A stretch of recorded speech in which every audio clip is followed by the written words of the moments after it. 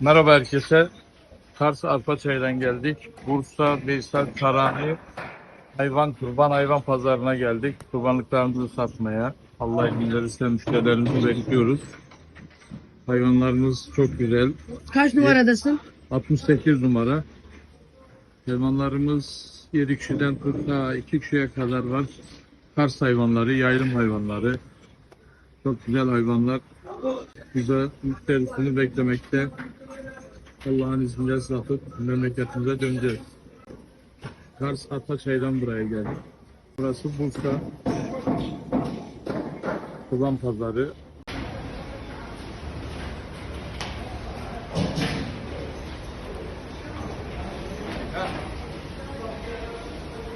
Var bunlar tam güzel.